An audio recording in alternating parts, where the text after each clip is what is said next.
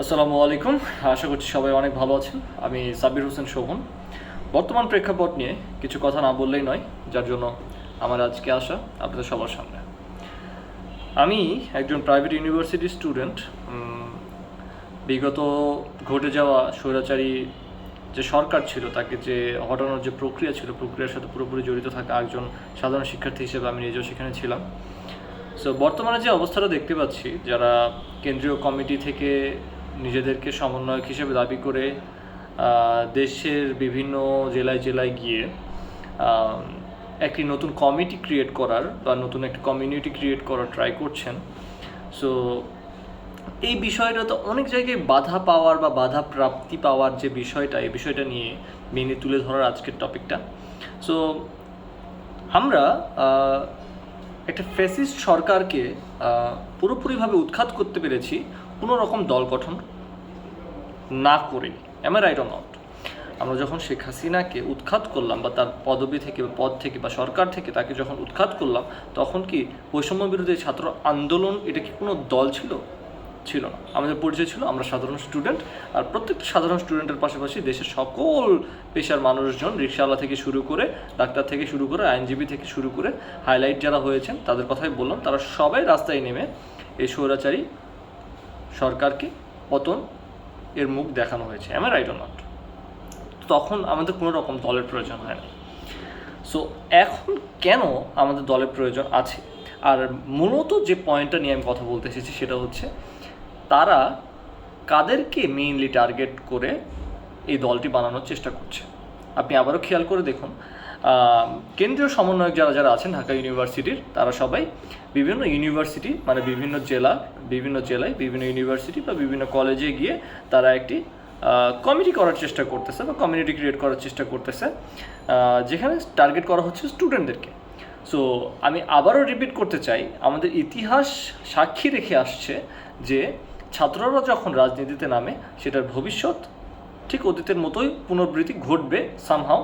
কারণ বয়স যখন হয় নাই বা সে জায়গাতে যখন একটা মানুষকে অপ্রাপ্ত বয়সে যে একটা ক্ষমতার একটা ওয়েট তার হাতে দিয়ে দেওয়া হয় বা ক্ষমতা ব্যবহার করার জন্য তাকে একজনকে যোগ্য বলে তার হাতে ক্ষমতা দান করা হয়, সে ক্ষমতাটা কখনোই ভালোভাবে প্রয়োগ করা সবসময় সম্ভব হয় না।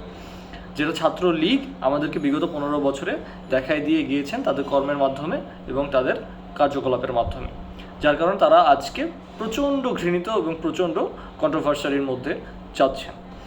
সো এই ছাত্রদেরকে দিয়ে নতুন করে রাজনৈতিক দল গঠন করা আমার মনে হয় না, আমার কাছ থেকে ইট ইজ অ্যাবসোলুটলি রাইট। আমার কাছে কোনোভাবেই মনে হয়নি, এটি কোনো রকমভাবে যুক্তিগত আমার কাছ থেকে পায় না। সুতরাং আমি বলবো, ছাত্রদের কাজ পড়াশোনা করা, আপনারা পড়াশোনা করবেন, আর যাদের কাজ রাজনীতি করার তারা রাজনীতি করবে, যাদের দেশ চালানোর কাজ তারা দেশ চালাবে। আমরা ফ্যাসিস্ট সরকারকে নামানোর জন্য পাওয়ার হাউসের প্রয়োজন ছিল। আমরা ছাত্র হিসেবে সেটা প্রমাণ করে দিয়েছি যে we are the power house of this country as a student. But আমরা এই দেশের রাজনীতি এবং এই দেশকে চালানোর জন্য পরিচালনা করার জন্য আমরা যদি বলি যে আমরা যোগ্য, সেটার জন্য আমি কোনো রকমভাবেই একমত পোষণ করব না। আমি দ্বিমত পোষণ করব এই জায়গায়, যার কারণ সেটা হচ্ছে আমরা না রাজনীতির সাথে জড়িত ছিলাম কখনো, না আমরা দেশ পরিচালনায় পটু।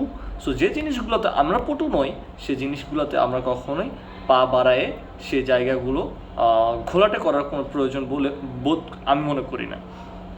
দেশ যাদের চালানোর কাজ, রাজনীতি যাদের করার কাজ, তারা রাজনীতি করুক, তারা দেশ চালাক। আমরা যদি কোনো দিন আমরা স্টুডেন্ট, অ্যাজ এ স্টুডেন্ট আমরা যারা আছি, আমাদের মনে হয় বা আমার মনে হয় যারা স্টুডেন্ট আছি, যদি আমরা কোনো রকম অন্যায় দেখি সেখানে আমরা কোনো রকমভাবে বসে থাকবো না। এবং প্রয়োজনে অনেকেই আমরা বলছি যে এখন বর্তমানে আমরা ফ্যাসিস্ট সরকার শেখ হাসিনাকে সরাইছি এবং আওয়ামী লীগকে সরাই দিছি বাংলাদেশ থেকে, এখন বাকি থাকলো কি বিএনপি যদি এসে সেই স্বৈরাচারী সরকারের মতো সেম পুনরাবৃত্তি ঘটায়, তাহলে আমরা student power house of this country আমরা কি সবাই বসে থাকবো? অবশ্যই থাকবো না। সো এই ভয়টা নিয়ে এবং এই ভীত অবস্থাটা নিয়ে স্টুডেন্টদেরকে নিয়ে সম্মিলিতভাবে যদি কাজ তারা করতে না পারে, তাহলে তাদেরকেও মাথায় রাখতে হবে যে এ দেশে তারা অন্যায় করে পার পাবে না।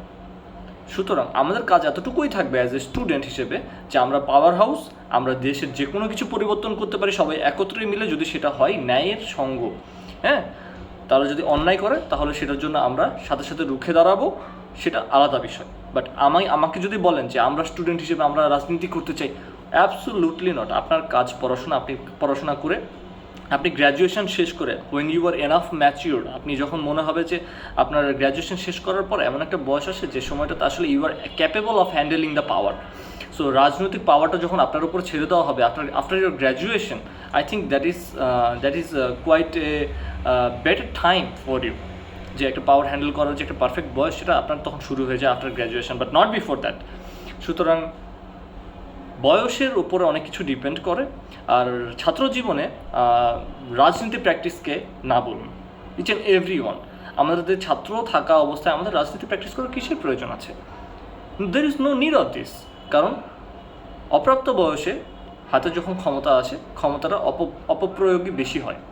সুতরাং আমার মনে হয় এটার দরকার আছে, এবং যে যার কাজ, তার কাজ অনুযায়ী তাদেরকে কাজ করতে দিন। এবং অ্যাজ এ স্টুডেন্ট হিসেবে আমাদের যেটা কাজ সেটা হচ্ছে পড়াশোনা করা, এবং পাশাপাশি যদি কেউ কোনো অপকর্মের সাথে লিপ্ত হয় বা সেটার যদি আমরা দেখতে পাই যে অকল্যাণ হচ্ছে কোনো কাজে, সে কাজে আমরা অবশ্যই বাধা দিব এবং সে কাজে আমরা অবশ্যই রুখে দাঁড়াবো। অন্যায়ের সাথে কখনোই আমরা আলাপ করতে যাব না। বাট তার মানে এটা নয় যে আমাদের নতুন একটা কমিটির প্রয়োজন আছে, নতুন করে সেম আবার রাজনীতির মতো করে নতুন একটা ছাত্রলীগের জাস্ট নাম পরিবর্তন হবে, এরকম কোনো দল গঠনের আমার প্রয়োজন মনে হয় না এ দেশের জন্য। সুতরাং দেশের কল্যাণের জন্য সবসময় আমরা সাথে থাকবো। আসসালামু আলাইকুম। সকল সহযোদ্ধাদের প্রতি সম্মান রইল এবং শহীদদের প্রতি সম্মান রইল এবং অনেক অনেক দোয়া রইল। আসসালামু আলাইকুম।